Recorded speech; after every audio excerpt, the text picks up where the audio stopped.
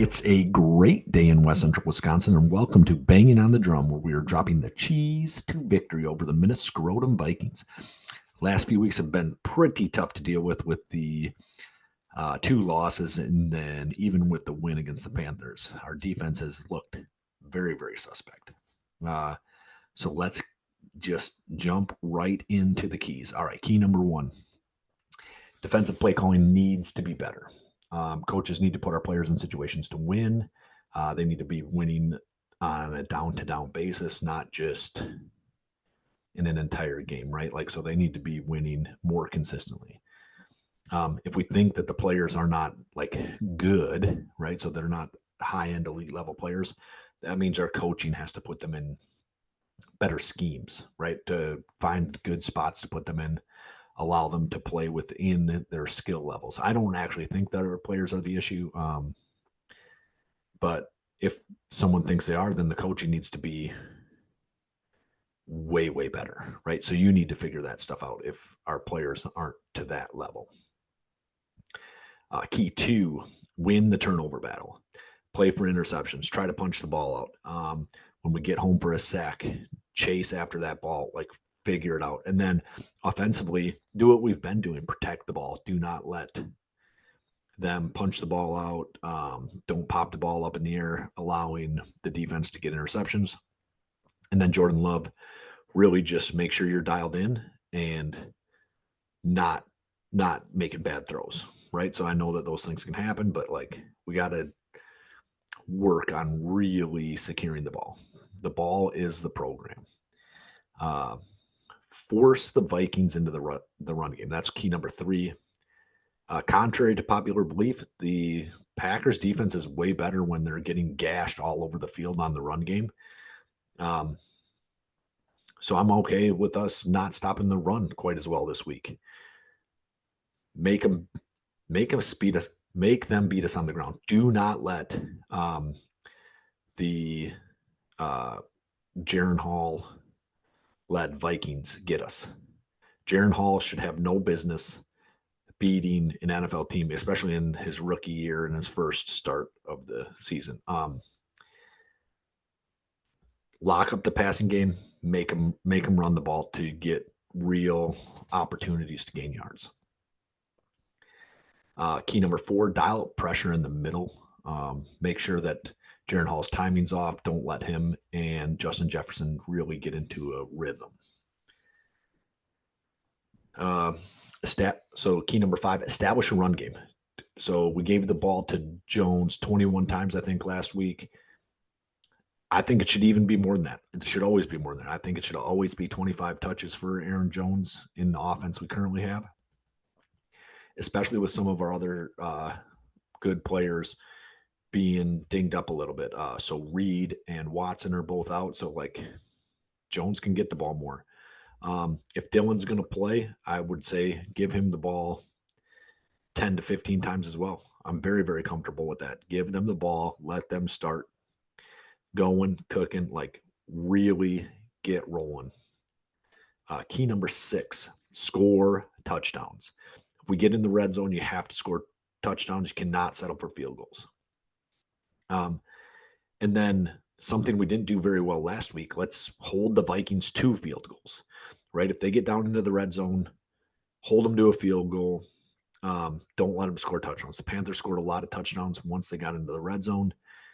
Last week, I think they were 3 for 3 on their red zone attempts, if I remember correctly, and that's just not okay.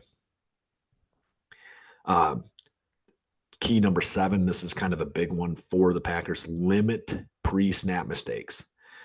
No neutral zone infractions, no false starts, no delays of game. The players really need to know what their assignment is and be on the same page. That's a part of learning the game. I think at the NFL level, it's a different thing. And so we've progressed a long ways in that, and we need to continue to do that through this week and the following week. Key number 8: do not be conservative. Take deep shots. Throw the ball deep. I would say at least 4 times a game, at least once a quarter, and I think that's a Mike McCarthy and Aaron Rodgers rule. I love that rule. I like the make sure that they are always playing a safety deep. Like, don't ever let them come up in the middle and take big shots on either your wide receivers or your running backs. Like, don't like don't let them dictate the game defensively. And so just take a pop shot every now and again. Um, chase points at the half. If we have the ball going with 40 seconds left, go after it. Like, there's no reason that you shouldn't be throwing a Hail Mary every time. I know the Jets had one returned on them for a pick six or whatever early in the season, I think, against the Dolphins, but that was a team that had given up. I don't think our team has given up. I'd say go after the points all the time, especially right at the end of the half. And really, I'm really, really cool with going for three right there too. I like the idea of chasing points at the half.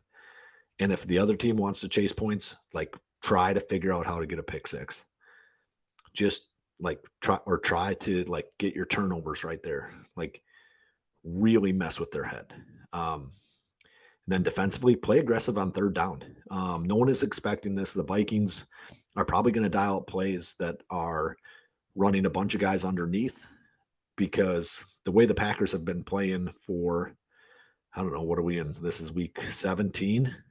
The way they've been playing all year is that we're going to let you get the underneath stuff, and we're going to try to stop you before the sticks.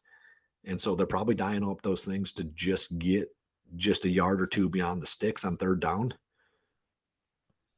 They're not dialing up touchdowns. So just make sure that you play super aggressive on third down, and they might be just caught off guard for a good portion of this game at the very least. And if they can't make the adjustment, we're going to crush them.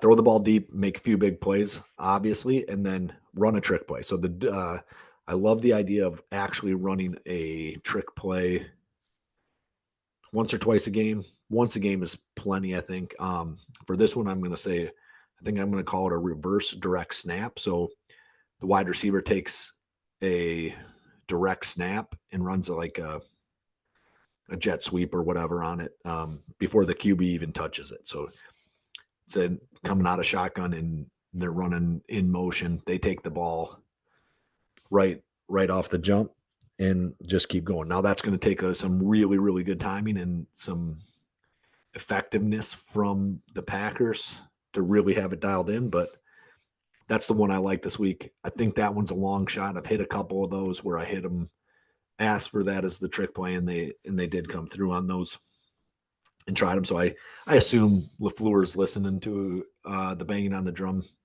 week by week. But and then key number 10, let's make sure the special teams are clean.